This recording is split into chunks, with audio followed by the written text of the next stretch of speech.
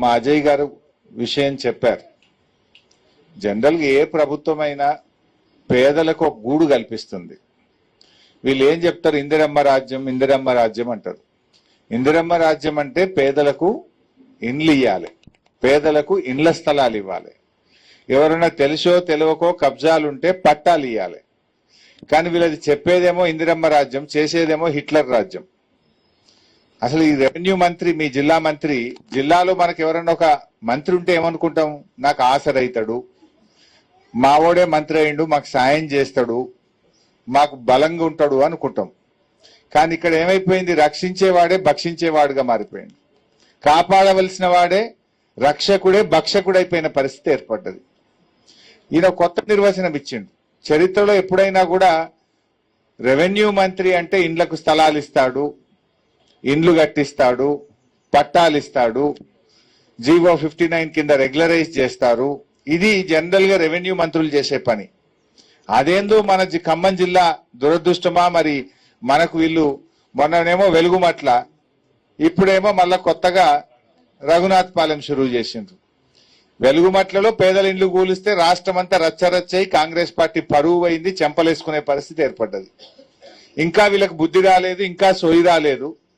ఆనాడు బీఆర్ఎస్ ప్రభుత్వం బాజాప్తా మీ పేదలకు సర్వే చేసి ఇండ్ల స్థలాలు ఇచ్చి పట్టాలు ఇచ్చి లేఅవుట్ చేసి ఆడ కరెంటు పోల్లు పెట్టి నల్లా కనెక్షన్ ఇచ్చి మీకు ఇంటి నంబర్తో సహా ప్లాట్ నంబర్తో సహా మీ అందరికి పట్టాలు ఇచ్చింది.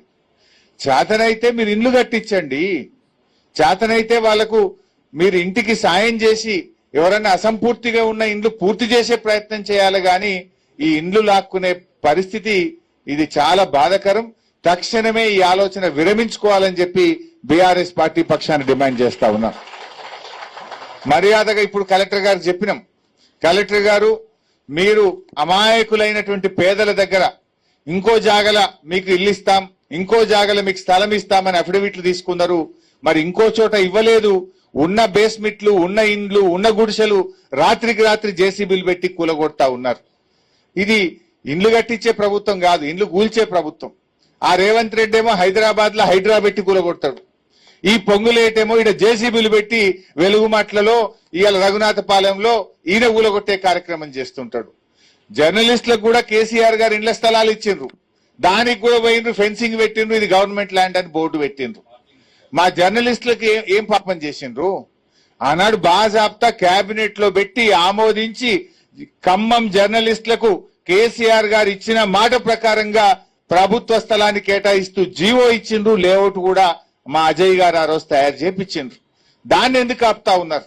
తక్షణమే ఖమ్మం జర్నలిస్టులకు కూడా ఇండ్ల స్థలాలు వెంటనే ఇవ్వాలని చెప్పి కూడా మేము డిమాండ్ చేస్తా ఉన్నాం. లేదంటే జర్నలిస్టులను తీసుకొని పోయి మేమే వాళ్ళకి పొజిషన్ ఇప్పిస్తాం, కబ్జా ఇప్పిస్తాం, ఎన్ని కేసులు పెట్టుకుంటావు పెట్టుకో అని చెప్పి నేను హెచ్చరిస్తా ఉన్నా. ఇప్పుడు హైదరాబాద్ లో ఫ్యూచర్ సిటీలో జర్నలిస్టులకు ఇండ్ల స్థలాలు ఇస్తా అంటున్నావు. హైదరాబాద్ ఫ్యూచర్ సిటీలో జర్నలిస్టులకు ఇండ్ల స్థలాలు ఇవ్వడానికి ఇబ్బంది లేనప్పుడు ఖమ్మంలో కేసీఆర్ గారు ఇచ్చిన జీవోలో జాగలో జర్నలిస్టులకు ఇండ్ల స్థలాలు ఇవ్వడానికి ఏమి అడ్డంకి ఉన్నది అని చెప్పి నేను ఈరోజు రెవెన్యూ మంత్రి గారిని ప్రశ్నిస్తా ఉన్నా.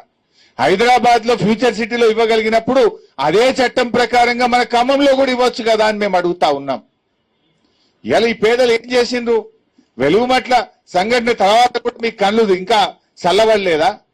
వెలుగుమట్ల పేదల కన్నీళ్లు చూసినాక కూడా మళ్లీ రఘునాథపాలెంలో అదే చెయ్యాలనుకుంటున్నారా? దయచేసి ఇటువంటి పిచ్చి పిచ్చి ఆలోచనలు విరమించండి. ఇవాళ ఇక్కడ మీరు నేషనల్ హైవే పోతుందంటే కొన్ని ప్లాట్లు పోయినాయి, ఇంటిగ్రేటెడ్ స్కూల్ కడతామంటే కొన్ని ప్లాట్లు పోయినాయి, అన్ని భోంగా కూడా మిగిలినవి ఉన్నాయి కదా, వాళ్ళని ఎందుకు తీసేస్తున్నారు? అంటే పేదలు మీ ఇంటిగ్రేటెడ్ స్కూల్ పక్కనో నేషనల్ హైవే పక్కన జాతీయ రహదారి పక్కన పేదలు ఇల్లు కట్టుకుంటే మీ కళ్ళు ఓర్వయా? పేదలు జాతీయ రహదారి దగ్గర ఉండకూడదా? అంటే ఈ స్థలం విలువైంది, ఇది 30,000 గజం అయింది, ఈ గరీబోళ్ళకి 30,000 గజం ఇచ్చుడు అవసరమా అనుకుంటున్నారా? ఆనాడు కేసీఆర్ గారు ఇచ్చిండ్రు, వాళ్ళ అదృష్టం బాగుంది, హైవే వచ్చింది, ధరలు పెరిగినాయి, వాళ్ళకి మంచిగా కావాలంటే 59 జీవోలో ఆ ప్లాట్లకు వాళ్ళని ఓనర్లు చేయి, హక్కులు కలిగి కానీ ఉన్న ప్లాట్లు గుంజుకుంటామంటే ఇది చాలా దుర్మార్గమైనటువంటి పని. దీన్ని తక్షణమే విరమించుకోవాలని చెప్పి కూడా ఈ రోజు మేము కోరుతా ఉన్నాం.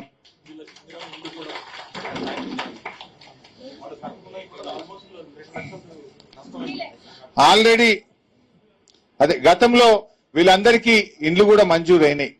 చాలా మంది గృహలక్ష్మి కింద మంజూరు చేస్తే వాళ్ళు బేస్మెంట్లు కూడా కట్టుకున్నారు. ఇగో ఇది గృహలక్ష్మి మంజూరి పత్రం. వాళ్ళకి ప్లాటు ఇచ్చినాం, గృహలక్ష్మి కింద ఇల్లు కూడా ఇచ్చినాం. నువ్వు ప్లాటు గుంజుకుంటువి, అప్పు చేసో కష్టపడో బంగారం కుదబెట్టో ఓ 2-3 లక్షలు ఖర్చు పెట్టి బేస్మెంట్ కట్టిండ్రు, కొందరు ఇండ్లు కట్టుకున్నారు, కొందరు రేకులు వేసుకున్నారు. ఆ ఇండ్లు కూల్చడం ఇది సరి అయినటువంటిది కాదు. తక్షణమే వాళ్లకు ఇండ్లు మంజూరు చేయండి, యథావిధిగా వాళ్ళ జాగాలో ఇండ్లు కట్టుకోవాలి, లేదంటే మరో వెలుగుమట్ల పునరావృతం అవుతుందని చెప్పి హెచ్చరిస్తా ఉన్నాం. బీఆర్ఎస్ పార్టీ వీళ్ళందరికీ న్యాయం జరిగేదాకా వీళ్ళకి అండగా ఉంటదని కూడా హెచ్చరిస్తా ఉన్నాం. ఇవాళ ఈ ప్రభుత్వం ఏమైపోయింది? రేవంత్ రెడ్డి ఏమంటుండు? నాకు హిట్లర్ ఆదర్శం అంటాడు. హిట్లర్ ను చూసే హైడ్రా పెట్టిన అంటాడు. ఎవడన్నా హిట్లర్ నచ్చుతాడా? ప్రపంచం మీద ఏమంటారు? అరే వీడు ఏంద్రా హిట్లర్ లెక్క తయారైండు అంటారు. అంటే బాగా అహంకారం నెత్తికెక్కి కళ్ళు కనబడకుండా కళ్ళు నెత్తి మీదకి ఎక్కి ఆగమాగం చేస్తోండి హిట్లరు అంటారు. నేను హిట్లరే ఆదర్శం, హిట్లర్ ను చూసి హైడ్రా పెట్టి గరీబోళ్ళు ఇల్లు గులగొడుతున్నా, వాళ్ళ ఇల్లు కూలిపోతుంటే నా కళ్ళల్లో ఆనందం కనబడుతుంది అంటుండు రేవంత్ రెడ్డి. ఇదా ఒక ముఖ్యమంత్రి చేయాల్సిన పని? ఇదా ఒక రెవెన్యూ మంత్రి చేయాల్సిన పని? దయచేసి వీటిని మానుకోవాలని చెప్పి కోరుతా ఉన్నా. రేవంత్ రెడ్డి అంతా బ్లాక్ మెయిల్ అయిపోయింది. ఇప్పుడు మన పిల్లలు కాలేజీలలో చదువుకుంటున్నారు. కేసీఆర్ గారు ఉండగా పిల్లల చదువులకు ఫీజు రియంబర్స్మెంట్ డబ్బులు ఏడాదికి ఇస్తుండే కేసీఆర్. 9.5 ఏళ్లలో 19,500 కోట్లు ఫీజు రియంబర్స్మెంట్ కు కేసీఆర్ గారు ఇచ్చారు. ఇవాళ కాలేజీలకు రేవంత్ రెడ్డి వచ్చినప్పటి నుంచి మన పిల్లలకు ఫీజు రియంబర్స్మెంట్ ఇస్తలేడు. కాలేజీలలో ఏమో పిల్లల సర్టిఫికెట్లు ఆపిండ్రు. సర్టిఫికెట్లు ఆపితే కాలేజీలో ధర్నా చేసిండ్రు. అరే పిల్లలు వచ్చి మమ్మల్ని తిట్టిపోతుండ్రు, నువ్వేమో పైసలు ఇస్తలేవు, మేము జీతాలు ఎట్లా ఇవ్వాలి, కాలేజీలు ఎట్లా నడపాలంటే ఆ కాలేజీలో పిలిచి బ్లాక్ మెయిల్ చేసిండ్రు. అట్లే మనకు ఆరోగ్యశ్రీ పథకం దవాఖానలలో పోతే ఆనాడు కేసీఆర్ గారు 2 లక్షల్ని 5 లక్షల రూపాయలు చేసి ఆరోగ్యశ్రీ కింద ట్రీట్మెంట్ ఇప్పించిండు. రేవంత్ రెడ్డి వచ్చినాక దవాఖానలకు పైసలు ఇచ్చుడు బంద్ చేసిండు. దవాఖానలో ధర్నా చేస్తే వాళ్ళను బ్లాక్ మెయిల్ చేసే ప్రయత్నం చేస్తాడు. అదే విధంగా ప్రభుత్వ ఉద్యోగులు, రిటైర్డ్ ఉద్యోగులు, మా డిఏలేవి, మా పిఆర్సీఏవి, మా రిటైర్డ్ ఉద్యోగుల పెన్షన్ బకాయిలేవి అంటే ఉద్యోగస్తులను బ్లాక్ మెయిల్ చేసే ప్రయత్నం చేస్తుంటాడు. నిన్న స్టేట్ బ్యాంక్ ఆఫ్ ఇండియా మాకెప్పుడు 5 ఎకరాలు పైసలు పెట్టుకున్నాము, మా జాగా మాకు కావాలంటే ఎస్బీఐని కూడా బ్లాక్ మెయిల్ చేస్తా ఉన్నాడు.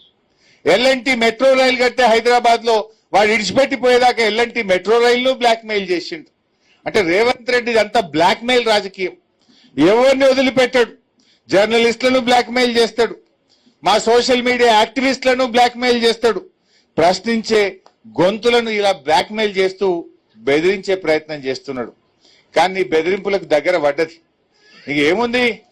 ఆల్రెడీ 2 ఏళ్ళు 7 నెలలు అయిపోయింది, నీ కౌంట్ డౌన్ స్టార్ట్ అయింది. ఇంకా మా అంటే 2 ఏళ్ళు 5 నెలలు ఉన్నది నీకు అంతే. లాస్ట్ 5 నెలలు అయితే ఎలక్షన్ అయినా. ఇంకా పేదల ఉసురు పోసుకోకు, ప్రజలు తిరగబడే పరిస్థితులు వస్తాయి, జాగ్రత్త అని చెప్పి హెచ్చరిస్తా ఉన్నా. ఆ పిల్లలకు ఫీజు రియంబర్స్మెంట్ ఇయ్యి, ఆ కాలేజీలను బతికిచ్చు. నీ పుణ్యమాని ఇలా సగం కాలేజీలు మూతపడ్డ పరిస్థితి ఏర్పడ్డది. నీ పుణ్యమాని ప్రభుత్వ దవాఖాన్లు, ప్రైవేట్ దవాఖాన్లలో ఆరోగ్యశ్రీ పథకం ఆగిపోయిన పరిస్థితి ఏర్పడ్డది. ఇలా ఉద్యోగస్తులకు క్యాష్లెస్ ట్రీట్మెంట్ అన్నావు, జీతం కట్ చేసినావు, ఇంతవరకు ఆ ట్రీట్మెంటే స్టార్ట్ కాలే. ఇంతవరకు దవాఖాన్లు మేము చెయ్యము, నువ్వు ఆరోగ్యశ్రీకే డబ్బులు ఇస్తలేవు, ఈ పథకంలో మేము చేరము అంటున్నారు. కానీ నువ్వు మాత్రం ఉద్యోగస్తుల్లో ఆల్రెడీ 1.5% వాళ్ళ జీతం కట్ చేసినావు. క్యాష్లెస్ పథకం ఇంతవరకు స్టార్ట్ కాలే.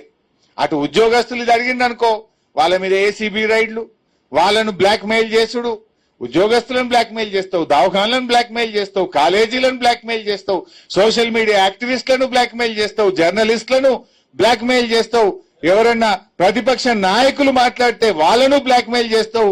చివరికి ఈ పేదలు ఇండ్ల జాగలు గత ప్రభుత్వం ఇస్తే మీరు ఖాళీ చేస్తారా చెయ్యరా, మీరు అఫిడవిట్ మీద సంతకం పెడతారా పెట్టరా అని మిమ్మల్ని కూడా బ్లాక్ మెయిల్ చేస్తా ఉన్నారు.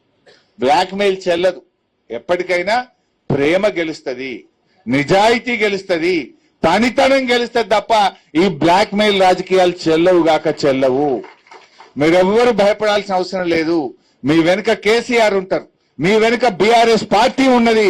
మీ స్థలాలు మీకు దక్కేదాకా మీకు న్యాయం జరిగేదాకా మా పువ్వాడ అజయ్ కుమార్ నేతృత్వంలో మేము మీకు అండగా ఉంటామని మనవి చేస్తూ ఇప్పుడు నేను కలెక్టర్ గారితో మాట్లాడినాం. రేపు హైదరాబాద్ లో కూడా చీఫ్ సెక్రటరీతో కూడా మాట్లాడతాం. మీకు అవసరమైతే మీ అందరినీ తోల్కొని పోయి అక్కడ మళ్ళా మీ జాగలల్లో మిమ్మల్ని కూర్చోబెట్టేదాకా కూడా బీఆర్ఎస్ మీకు అండగా ఉంటది. జై తెలంగాణ.